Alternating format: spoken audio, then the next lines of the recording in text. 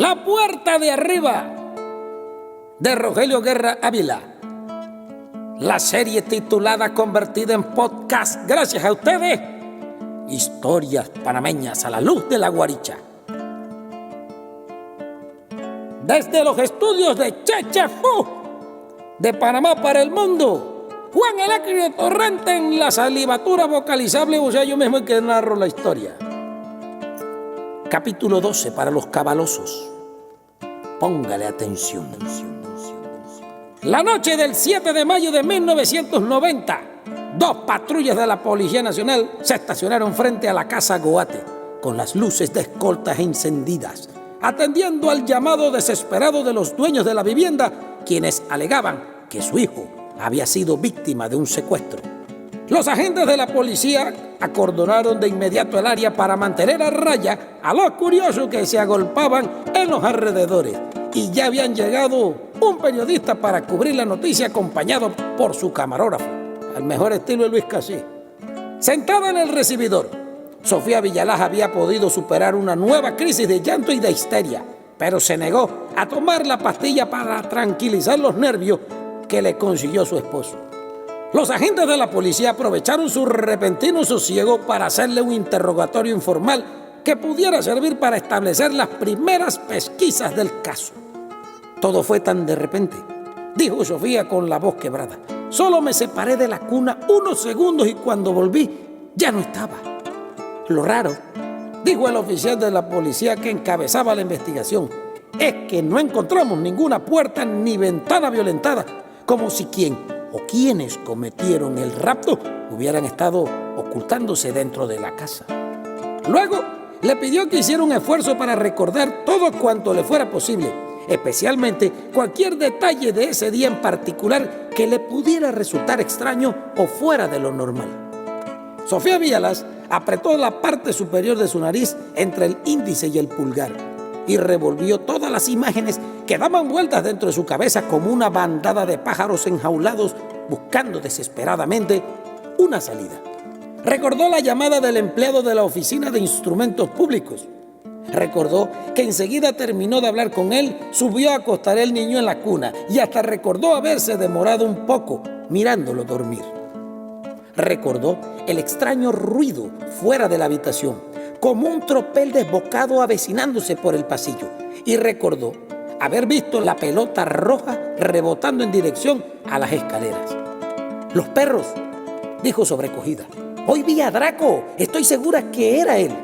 También Echendía le aclaró a los policías que se refería a su mascota, un perrito de aguas desaparecido meses atrás sin dejar rastro.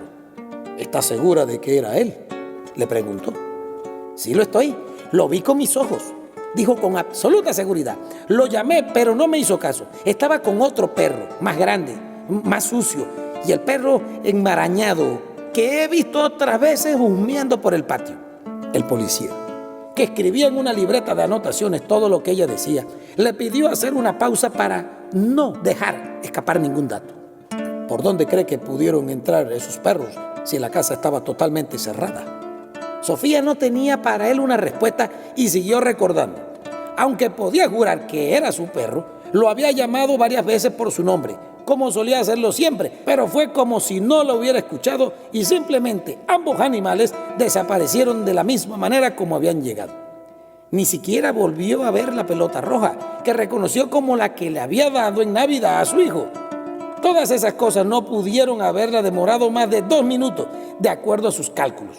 Cuando regresó a la habitación de Edgardito, ya no estaba en su cuna y en su lugar encontró un puñado de hormigas hirviendo por todas partes. Llegué a pensar que se lo habían devorado, que se habían devorado al bebé, dijo nuevamente al borde de las lágrimas. ¡Por Dios! ¿Quién pudo llevarse a mi hijo? El agente de la policía revisó nuevamente la información recabada, agregó algunas frases entre líneas y dijo: eso es lo que vamos a establecer nosotros, señora.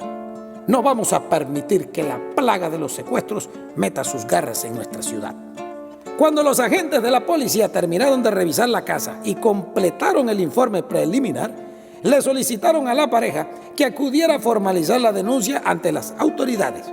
Les dieron además algunas indicaciones muy rigurosas de los pasos a seguir en el caso de que los secuestradores intentaran ponerse en contacto con ellos para solicitar dinero a cambio del niño o pretender algún otro tipo de arreglo. Sofía Villalaz se negó terminantemente a separarse del teléfono porque estaba segura de que recibirían pronto la llamada del rescate y quería estar presente cuando eso ocurriera.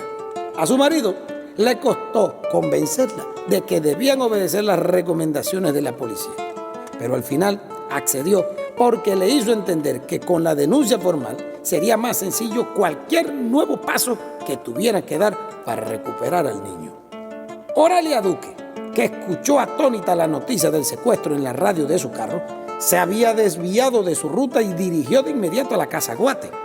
No le fue sencillo lograr que los policías le permitieran pasar el cordón de seguridad, pero ella se identificó como tía del niño desaparecido y consiguió cruzar.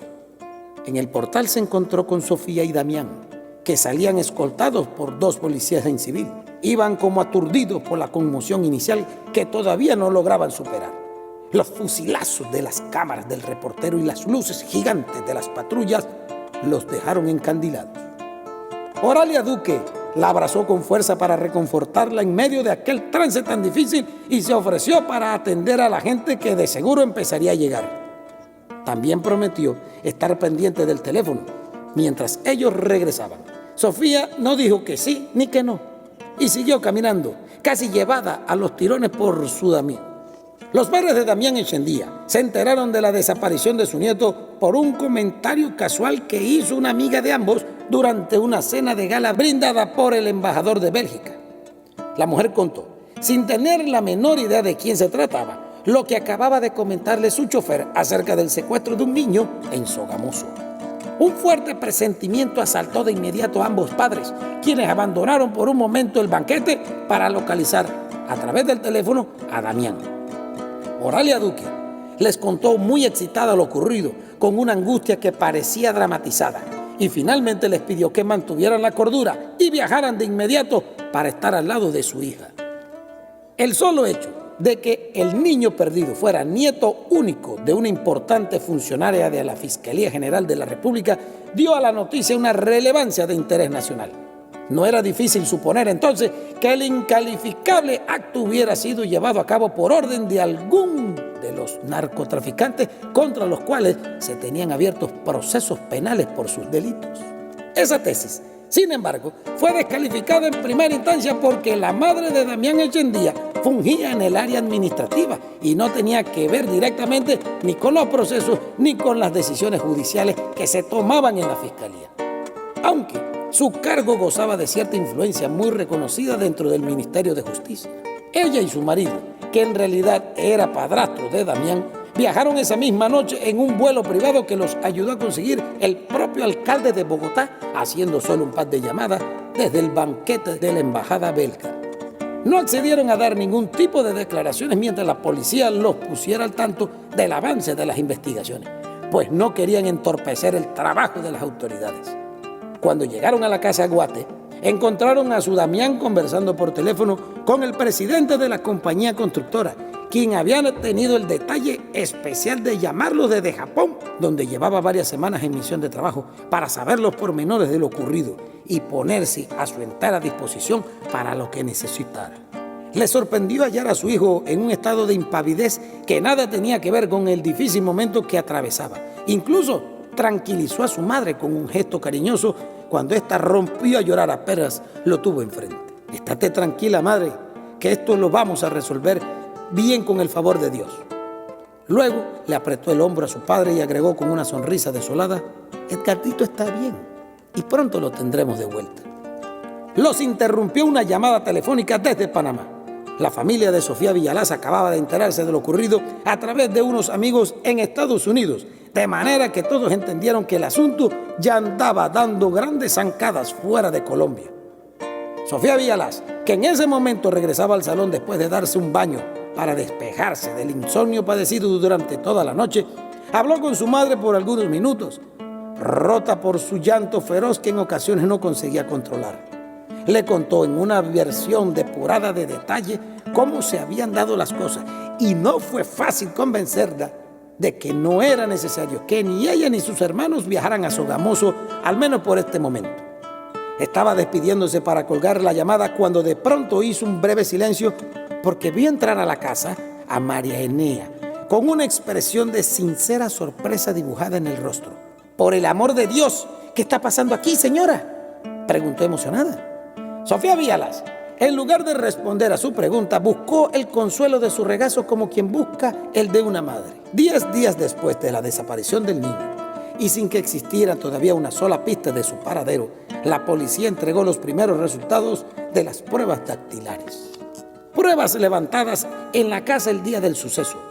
El oficial comisionado para informar dichos resultados a los Echendía era un hombre joven, muy alto, locuaz, rubio por su ascendencia anglosajona y de largos bigotes despeinados, quien no estuvo dentro de las investigaciones iniciales, pero que había tomado el caso como un asunto personal por el revuelo que había causado en la opinión pública. Su apellido era Willis, y aunque era fácil de palabra y de maneras muy reposadas, le costó explicarles el enrevesado juicio de los expertos que hicieron el análisis forense. De acuerdo al informe, las huellas encontradas en la botella que contenían las hormigas y que fue dejada dentro de la cuna correspondían a la de un niño, aunque las mismas fueron identificadas en la base de datos como las de un hombre adulto y que entrado en años. Lo más sorprendente de todo no era eso, sino que se trataba de alguien fallecido 25 años atrás. «Eso no tiene sentido», dijo Damián Echendía, más que contrariado, molesto por lo que consideraba una inaptitud de los técnicos. «No me preocupa que cometan un error como este, sino lo dejen escrito dentro de un informe. ¿Qué clase de seriedad puede darle algo así al caso de la desaparición de mi hijo?». Eso mismo determinaron los expertos y por eso demoró tanto el resultado, porque necesitaban confirmar los datos para descartar cualquier error, dijo el oficial. Sin embargo, no hay lugar a errores en esto. Pienso que quizás debió ser un hombre con unas manos muy pequeñas. Pero el informe habla de un individuo muerto hace miles de años, precisó Damián Echendía, a punto de perder la paciencia. Para Sofía, sin embargo, aquel apunte absurdo no carecía totalmente de lógica. Analizó en silencio las cosas que el agente Willis fue recapitulando acerca de los avances conseguidos con las investigaciones. Y al término de una larga conversación informativa, lo interrumpió. «En ese informe está el nombre de la persona que supuestamente se llevó a mi hijo», preguntó muy seria. El agente Willis asintió con un ligero movimiento de cabeza, verificó en los papeles y finalmente dijo: «Un tal Calixto Usuga. Según esto, falleció en 1965. Fue escuchar aquel apellido y fue sentir que las piernas perdían las fuerzas para sostenerla». «¿Estás seguro de eso?», quiso saber Sofía, y el agente Willis lo confirmó con un ligero movimiento de cabeza. Ella recordó entonces la conversación sostenida días atrás con el empleado de la Oficina de Instrumentos Públicos y comenzó a atar en su cabeza todos los cabos que tenían sueltos. Damián, que conjeturó las cosas que cruzaban por la mente de su esposa, se levantó impaciente y quiso leer el mismo contenido del informe. «¿Usted está diciendo que a mi hijo se lo llevó un fantasma? ¿Ah?». «No lo digo yo», aclaró el agente Willis, «pero es lo que uno puede interpretar en estos papeles si lo hace literalmente. Yo me atrevería a decir que hubo contaminación de evidencia, que es posible que este tipo de casos para despistar a los investigadores. Lo que les pido es que no crean que esto va a entorpecer la búsqueda de su hijo». Al término de la visita del agente, Sofía y Damián se enredaron en una agria discusión encerrados en su habitación. Ella estaba convencida de su hijo no era un simple secuestro para pedir dinero ni rescate, ni había sido ejecutado por una mente enferma. Algo muy dentro le decía que el niño seguía en la casa y las investigaciones de la policía apoyaban sus sospechas, aunque de una manera muy ambigua. En medio del altercado, ella le trajo a la memoria la serie de extraños sucesos que ocurrieron dándose dentro de la casa desde el día en que se mudaron. Las sensaciones inexplicables, los ruidos sin ninguna procedencia clara, las fotografías donde vagamente se veía la figura fantasmal de un niño de rostro sombrío que contemplaba absorto desde el más allá y que de seguro era el mismo que había visto caminar frente a su cama llevando en sus manos la pelota roja. Todas esas cosas la obligaron irremediablemente a idear una conjetura sobrenatural. Damián Echeandía intentó interrumpir su discurso para hacerle entrar en razón. Quiso hacerle ver que todo cuanto decía carecía de sentido y volvió a insinuar, como otras veces, pero ahora sin ninguna sutileza, que las cosas que argumentaba la hacían parecer una loca. Esta vez, a Sofía Villalaz no le incomodó la insinuación. No siempre la locura es la falta de razón, sino una evidencia de ella, le respondió. Quiero a mi hijo de vuelta y lo haré como sea necesario para que eso sea posible. Estaba decidida a contactar al grupo de parapsicólogos de Bogotá que le habían recomendado el dependiente de la tienda de revelados. Y lo único que le pedía a él, como a su esposo de ley y padre de su hijo, era que la apoyara. Damián Echeandía, por supuesto, no estuvo de acuerdo con lo que consideró un despropósito y trató de hacerle entrar en razón. A su modo de ver, aquel tipo de gente no era más que una caterva de charlatanes, inescrupulosos y fanáticos que se aprovechaban de la desesperación de las almas incautas para saciar algún propósito oscuro e inconfesable. Tenemos que dejar este asunto en manos de la policía, no de un grupo de culebreros. Pero Sofía no estaba ya dispuesta ni a ceder ni a negociar. La situación la llevaba a tomar decisiones desesperadas. Damián intentó no hacerle entrar en razón, sino obligarla a obedecerle como su esposa y devolverle a esa serenidad mujeril que él siempre confundió con sumisión. No voy a permitir que por culpa de tus supercherías campesinas eches a perder lo que ha estado haciendo la policía, que mal que bien no ha ayudado a buscar a nuestro hijo. Tan torpe le pareció esa idea, tan pomposa y sobrada de prejuicio, que Sofía la relacionó inmediatamente con el pensamiento prepotente y machista de ciertos hombres respecto a las mujeres. Ella conocía y toleraba la actitud misógina de su marido, pero en ese momento y frente a aquella circunstancia, por primera vez la consideró una afrenta directa contra ella. Lo siento, pero el ser mi marido no te da derecho a prohibirme nada. Si no quieres acompañarme en esto, no me importa. Lo haré sola. Tú no vas a hacer nada y a mi casa no entrará esa gente. Ahora, con un elevado tono de voz que sonó amenazante y traspuso las paredes de la habitación. Pues los llamaré, te guste o no. Y si no lo apruebas, si no es de tu agrado o te incomoda, entonces sabes lo que tienes que hacer. Yo no lo impediré. Nada más dijo porque entendió que discutir con él era infructuoso y demoledor. Abrió entonces las gavetas del ropero y las de ambas mesitas de noche buscando el álbum de viejos retratos. Y al hallarlo, empezó a repasar su contenido imagen por imagen, segura de encontrar allí a quien había plagiado a su hijo. Mientras lo hacía, Damián Echeandía articulaba con calmosa indignación un discurso acerca de la irracionalidad a la que lleva el dolor y la depresión, y le aseguró que ella no tenía por qué sentir vergüenza alguna por sufrir la desaparición de su hijo. Apeló a su buen juicio, a su fe católica y a la sensatez que siempre la definió. Pero Sofía había dejado de escucharlo desde hacía mucho rato. Enfurecido, le arrebató el álbum de las manos y ella intentó recuperarlo. ¡Devuélveme esa mierda! Damián la miró con sorpresa, asustado. ¡Has perdido la razón! ¿Quién carajo eres? Porque te desconozco. Soy la mujer que habrá de recuperar a su hijo, así tenga que trasponer las puertas hacia el más allá, y poco me importa si las mismísimas partes del infierno sean esas mismas. María Enea, que preparaba el ajiaco en la cocina, escuchó el portazo y el ruido del automóvil al arrancar y salir en precipitada marcha hacia la calle. Ella, que los había escuchado discutir con acritud, se atrevió a subir hasta la habitación matrimonial para saber cómo estaba Sofía. La encontró sentada en la cama, de espaldas y sollozando calladamente. No quiso ser indiscreta y trató de disimular preguntándole algo cerca de la posible llegada de su familia desde Panamá. Sofía tardó en reaccionar y necesitó que María Enea le repitiera la pregunta antes de responderle. Fue la oportunidad que ella encontró para tratar de confortarla. No le haga caso al Señor. Él está muy preocupado y lleno de miedo. Los hombres son muy brutos para enfrentarse a este tipo de cosas. Algún efecto contrario debió tener sus palabras porque conforme hablaba, Sofía perdía el control y rompía a llorar con más fuerza. María Enea, condolida con sus lágrimas, se atrevió a caminar hacia ella y le colocó tímidamente su mano sobre el hombro. Algunas otras cosas le dijo acerca de la fe y la buena esperanza.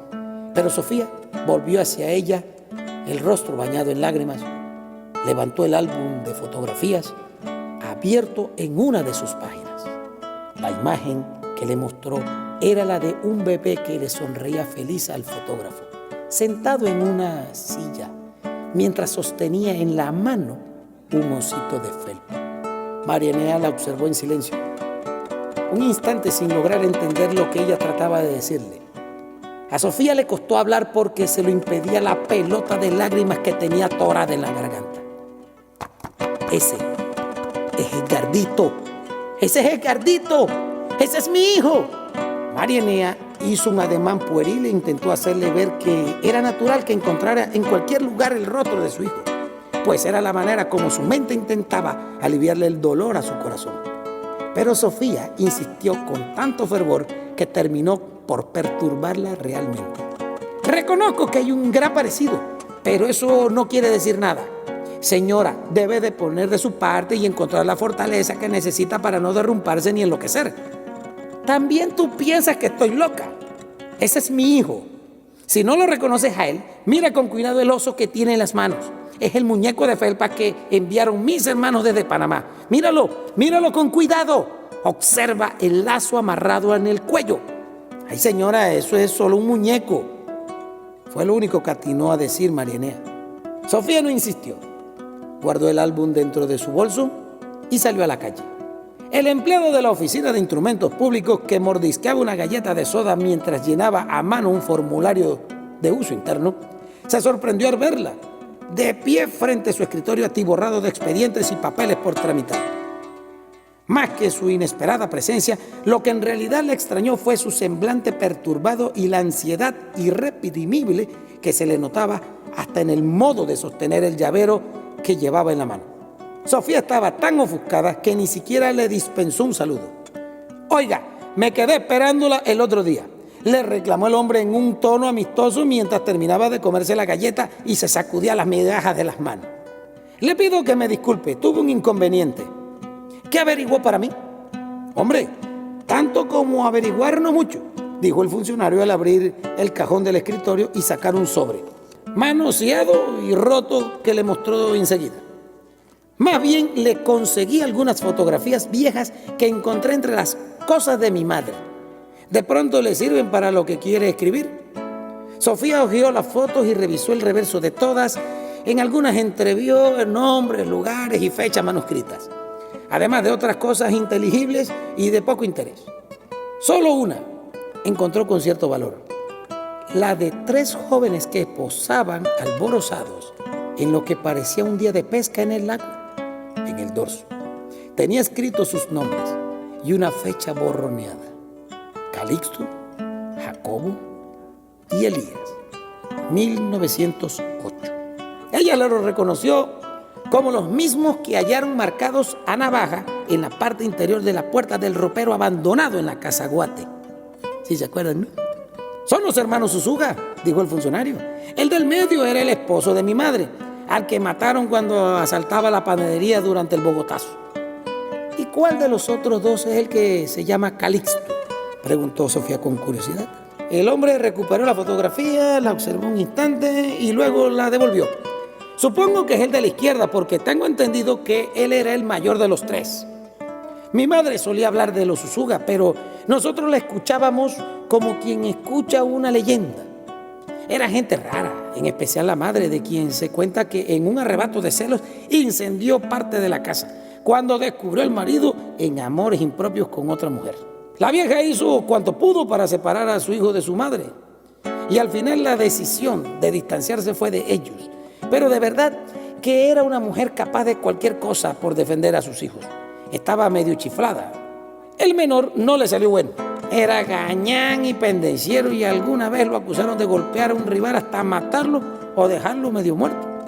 Del más grande no sé nada. Los hermanos fueron libertinos y viciosos y se dice que hasta perversos entre ellos mismos.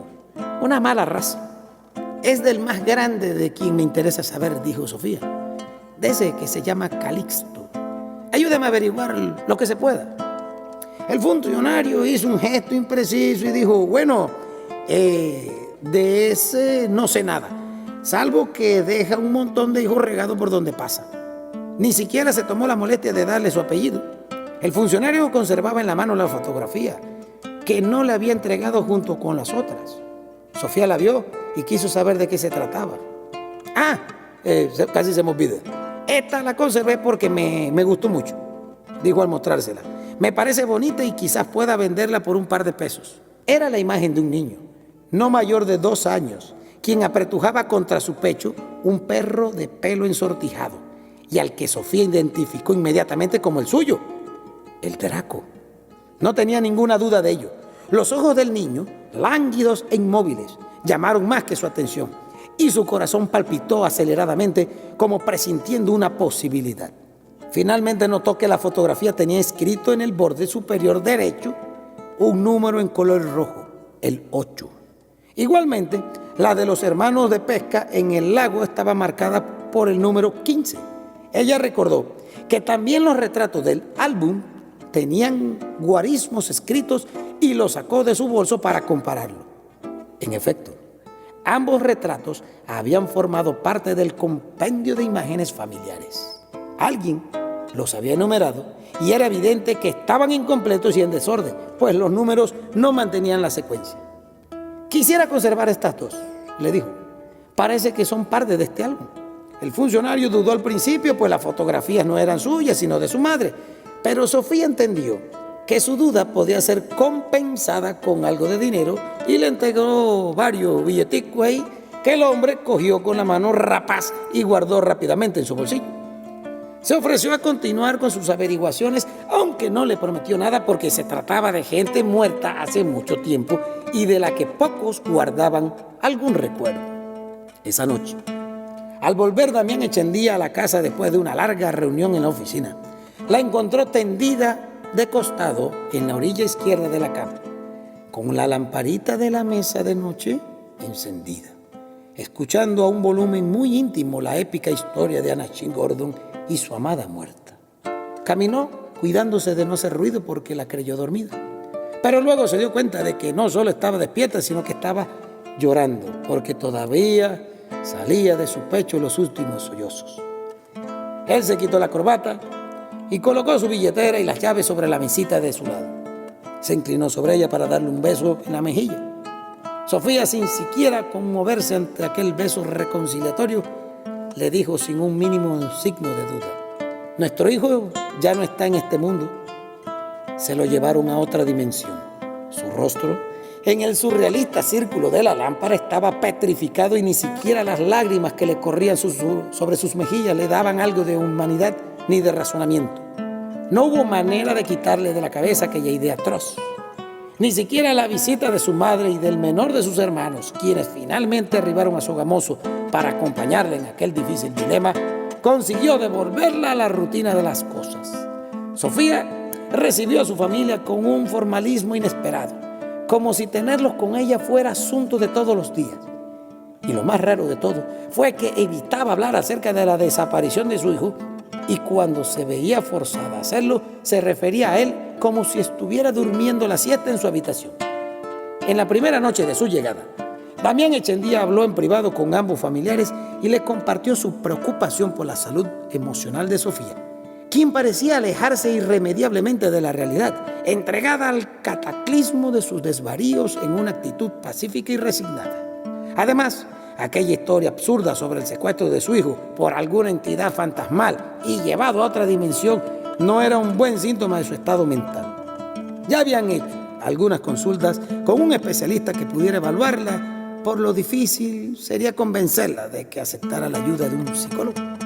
Y para eso necesitaba el auxilio de ambos. Damián Echendía tenía razón. Su mujer se negó terminantemente a atenderse con el especialista que le aseguró figuraba entre los mejores de su profesión. Y no dio espacio a ninguna posibilidad. No es un loquero lo que yo necesito para recuperar a mi hijo, le dijo en un tono apacible pero sin perder la firmeza de su carácter.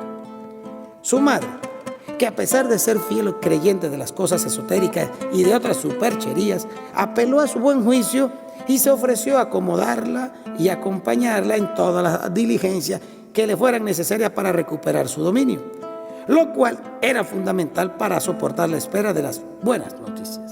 Mira, que es por tu bien, cariño, le dijo al colocar la mano en la suya y tratar de peinarle las crenchas de pelo que le caían descuidadamente sobre el rostro.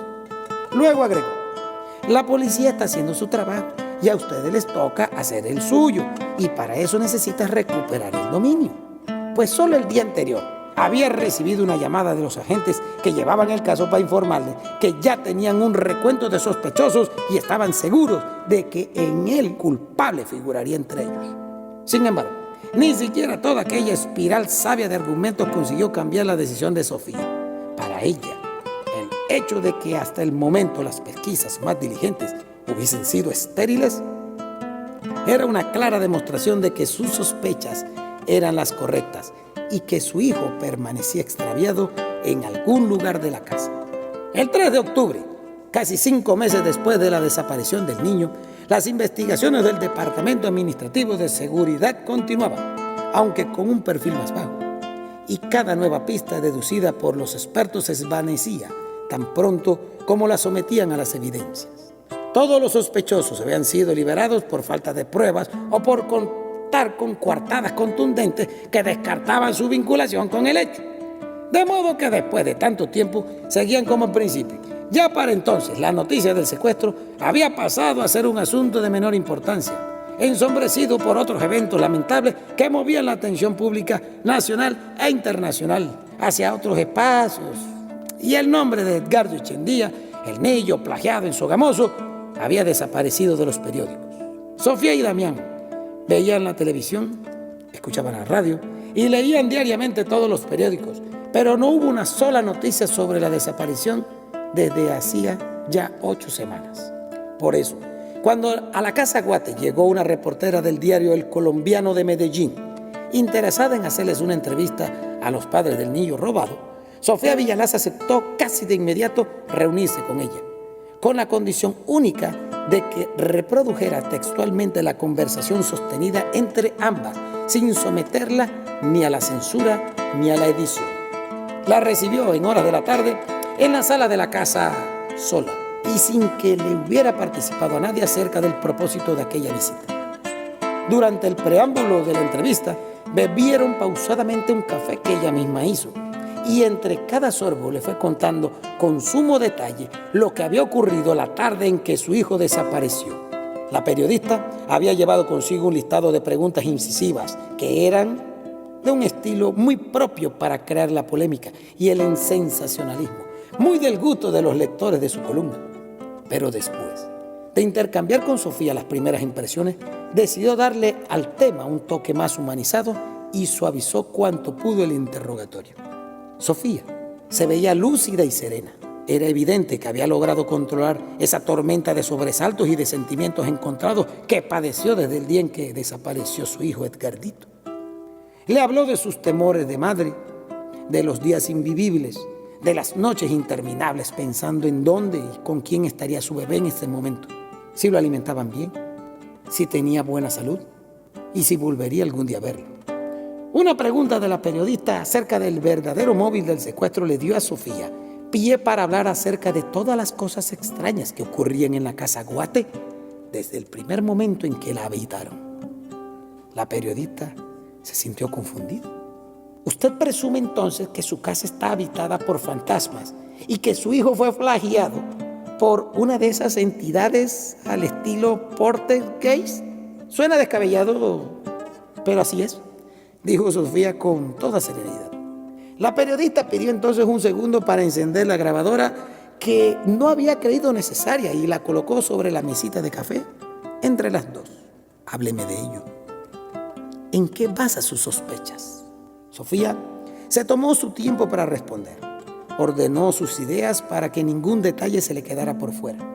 Habló de los anteriores dueños de la casa, pero sin mencionar sus nombres ni el apellido de la casa.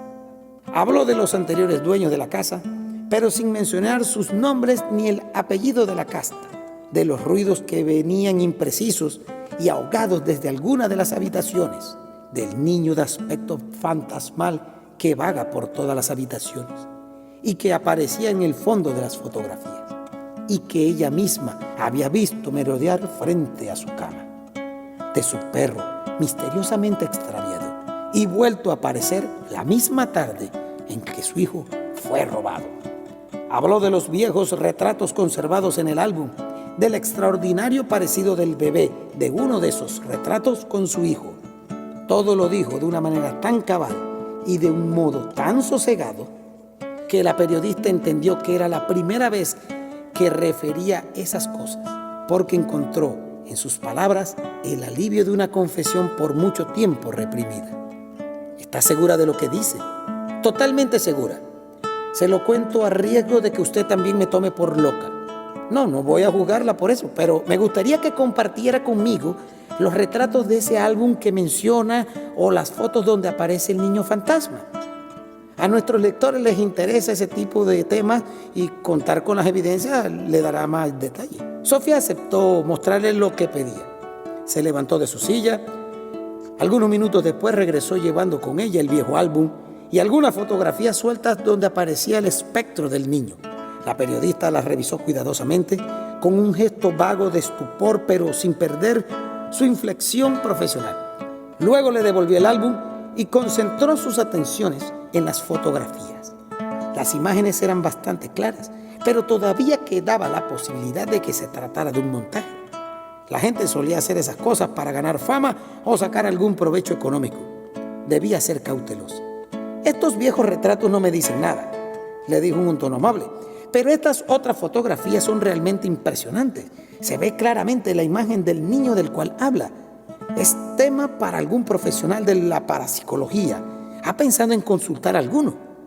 Mi esposo no está de acuerdo, dijo Sofía, pero yo estaría dispuesta a ello. La periodista estaba entusiasmada ante la posibilidad de darle un nuevo giro a la historia del niño plagiado en Sogamoso, con lo cual conseguiría impresionar al editor del periódico y de seguro disparar las ventas de los ejemplares. Le hizo saber que se ocuparía personalmente de que la exclusiva apareciera en la portada de la próxima edición dominical, lo cual colocaría nuevamente la historia en la opinión pública y reactivaría las diligencias policiales. Sofía le proporcionó algunos datos más que pudieran serle de utilidad y al final de la entrevista le agradeció todo lo que pudiera hacer para ayudarla a recuperar a su hijo.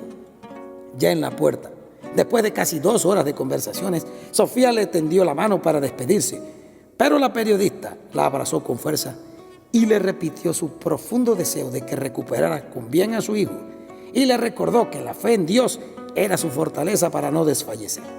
Cuando regresó a su auto, se volvió hacia la casa y dijo en voz baja: pobre mujer, el dolor la ha vuelto loca, pero esto es lo que vende. A Damián Echendía, por supuesto, no le sentó nada bien leer la noticia del secuestro de su hijo en la portada del periódico dominical.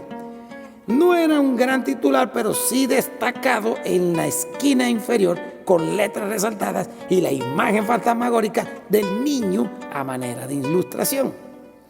Él nos hubiera dado por enterado de no haber recibido desde muy temprano al menos 4 llamadas de conocidos para informarle que el drama de su familia había aparecido publicado en El Colombiano de Medellín, con detalles sorprendentes y muy precisos, pero relatados con una historieta de ciencia ficción. Lo peor de todo, no era el tema del secuestro ni la agonía de los padres, sino la descabellada teoría de que el culpable era un ente paranormal, una especie de abducción fantasmal. El que fuera la propia madre del niño quien se atreviera a referir esa posibilidad era otro feo detalle. Sofía Villalaz escuchó la andanada de reproches sentada en el desayunador de la cocina sin pronunciar una palabra. Damián estaba tan disgustado por lo que consideró un acto de deslealtad y de irrespeto hacia él y hacia la relación de ambos que no se midió en la crudeza de sus ofensas. Pese a toda la dureza de sus injurias, Sofía mantuvo en todo momento la serenidad, como si nada de lo que él dijera pudiera perturbarla. Damián la encontró distinta, absolutamente ajena y hasta apática, como si fuera otra. Sus malas palabras no cejaban y la crudeza en el tono de su voz no encontró en ella un destinatario. Finalmente, perdiendo la paciencia, pronunció el veredicto: no me siento capaz de seguir adelante con esto. Sofía sintió que sus palabras lo despedían y lo de ambos había cesado desde aquel momento. Terminó de beber el último sorbo de su café y le dijo sin mirarlo: tampoco yo. Eso fue el domingo en la mañana. El martes, poco antes del mediodía, Damián Echeandía guardó en el maletero de sus vehículos 2 enormes valijas llenas con sus cosas personales. Mientras lo hacía, Sofía lo observaba asomada detrás de los visillos de la ventana de su habitación. Desde temprano lo había escuchado trasteando los cajones y sacando su ropa del armario mientras ella se mantenía encerrada en el costurero tratando de retomar un bordado inconcluso. Solo cuando lo sintió abandonar la recámara tirando como pudo de las maletas, decidió salir de su escondite y asomarse a la ventana. Damián, que sabía que ella estaba pendiente de él, levantó la cara después de cerrar con un golpe rabioso la tapa de la cajuela y se encontró con los ojos tristes y diáfanos de ella. Por un breve instante le sostuvo la mirada, esperando quizás una última súplica o una reflexión tardía, hasta que ella se apartó de la ventana y dejó caer la cortina en su lugar. Entonces volvió a sentarse en el mecedor para retomar el bordado y encendió el reproductor de cintas para escuchar la dolorosa historia de Anachi Gordon y no el ruido del automóvil de su marido que abandonaba sin rumbo determinado la casa Goat. Con este desenlace a un amorío y una pareja tan cariñosa, cierro las páginas de hoy de La Puerta de Arriba de Rogelio Guerra Ávila en los estudios Cheche Fu, con el acompañamiento magistral, vertiginoso, tradicional y vanguardista de José Matías Muñoz y la mejoranera vanguardista. Este fue el capítulo de esta semana de La Puerta de Arriba, Rogelio Guerra Ávila, novena ganadora del Premio Nacional de Literatura Ricardo Miró 2016, en la serie convertida en podcast titulada Historias Panameñas a la Luz de la Guarilla. Juan Heraclio Torrente se despide porque voy por un tacho de café para ver si logro digerir los acontecimientos de hoy. ¡Ay, ay, ay! Estamos en todas las plataformas de podcast posibles ya.